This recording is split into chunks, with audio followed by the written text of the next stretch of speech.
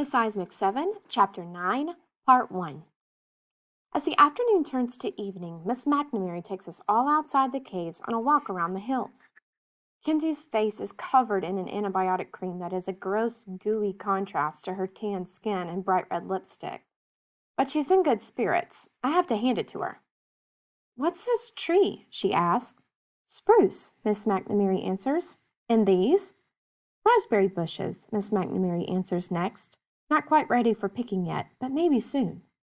She's been naming every plant we've seen for us as we go. I wonder if she would be open to being a guest star on my documentary. We follow a narrow trail, which I'm pretty sure was made by deer, and I film as we walk. We all got huge chocolate bars before our outing, and I feel bouncy from the sugar rush. My feet crunch through the leaves, and I feel my boots for a few moments, then pan up the trail to the back of Todd's head. He's leading us. Well, leading. Mostly he's just walking first and turning where Miss McNamara tells him. "Don't get too far ahead now," Miss McNamara calls after him. "We need to stay as a group." "Or else the grizzlies could get us," I say for the benefit of my future viewers as I pan my camera across the wooded landscape. Once we've walked a ways and reached a pile of boulders, Miss McNamara calls for a rest stop. "If anyone needs the bathroom, the woods are right over there," she points. No one takes her up on that. Instead, the four of us sit down, letting the evening breeze cool us off. A few mosquitoes buzz by, and I smack at them. "Bree, do you mind shutting off your camera for a moment?" Miss McNamara asks, setting her bag on the rock next to her. My curiosity is piqued. "Sure, just a sec." Overhead, the blue sky is threading with red. The sun is nearing its time to set, and I record a final few moments of the changing sky before powering down my camera, laying it in my lap and resting my hands on the cool rock we're sitting on. "Don't tell Dr. Greer," Miss McNamara says next. Then she pulls our phones out of her knapsack. The reaction is immediate. I squeal so loud I think my own eardrums might burst. Kenzie shrieks even louder. Todd and Wyatt scramble over each other trying to get to Miss McNamara first. "Seriously?" Miss McNamara raises her voice above our shouts. "You can't tell Samantha. She won't be happy." We won't," Kenzie says, grabbing her phone from Miss McNamara's hand. We each take ours, powering them on. And fair warning, you probably won't get service, so don't get your hopes up too high. I just wanted to at least give you the chance to try. Miss McNamara tucks her knapsack back behind her. I'm only half listening. I watch my phone's start screen spiral until all the logos have passed. Once it's fully on, I try to check my text, but nothing is loading beyond the ones from before entering Yellowstone. "I can't get anything," Kenzie pouts, her mood doing a 180. "Wow, service really does stink out here," Wyatt says. Todd climbs up behind Miss McNamara, trying to get some height on the rocks, holding his phone over his head. I open up app after app, just hoping to get anything to work. No YouTube, no Earth Builder, nothing. Just how remote are we in this park right now? That's literally zero service. Ugh! I lower my phone. I can't remember the last time I've gone this long without checking for a YouTube update from Aunt Pauline. I know she's okay because Mom and Dad have told me so in their emails, but I really must sing her videos. I'm going to have to binge watch them all after I go home at the end of the summer. "Sorry, everyone," Miss McNamara's shoulders fall.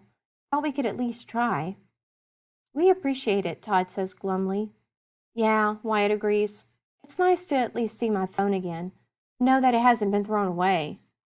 Miss McNamara laughs. I wouldn't put it past Samantha. "Why won't she trust us with our phones?" I ask. "She lets us email home. We could tell our parents about all this that way easily." "Creeper Lady is probably reading our emails to make sure we don't," Kenzie says. My eyes fly open at that. "Wait, you think so?" I spin toward Miss McNamara. She adjusts her park ranger hat on her head. "Oh gosh, I highly doubt she's doing anything that interesting. But A+ on the paranoia." Miss McNamara winks at Kenzie. My mind races trying to think of a way to test if Dr. Greer has read what I've emailed my parents about. I felt bad enough that I'm lying to them, but to think someone is checking my lies to make sure they're false enough, the very thought makes me want to curl in on myself and pop out of existence. What's her problem anyway? Kinsey asks. She's worse than my grandma, and that's saying a lot. Samantha is just wary about people, Miss McNamara continues. I am too, to an extent, but Samantha's a lot harder to win over. Humans tend to be pretty awful, you know? A lot of them claim they want to make the world a better place, but collectively, eh.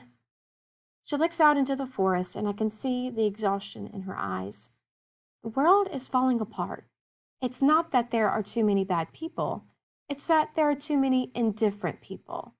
It's rare to find anyone who sees what really needs to be done and has the courage to do it.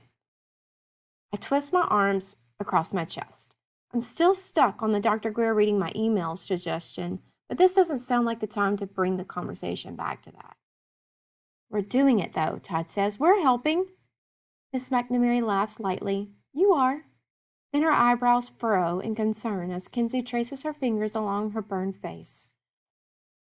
Kinsey, what happened to you today was very scary. Kinsey actually subdued nods. If you want to stop working in the tunnels, we can find something else for you to do. Or if you really want, we can send you home. This is asking a lot of you, and I didn't mean to pressure you just now with what I said. No way, Kinsey says, shaking her head so hard I'm worried she might pop her blisters. Look at this place, she gestures around. I take in the serene atmosphere, the frogs trilling, the birds settling into the trees for the night, the nearby brook bubbling over its smooth stones. I'm not going to let Yellowstone get blown up, or the rest of the world for that matter, Kinsey says. We're so close to finishing our first tunnels. I'm seeing this through. Miss McNamara considers her. Okay, she turns to the rest of us. Anyone else? We all shake our heads. Oh, you guys, Miss McNamara beams. I'm so proud of you all. Yeah, I didn't get almost blasted to death for you guys to give up, Kinsey warns, so you'd better finish your jobs.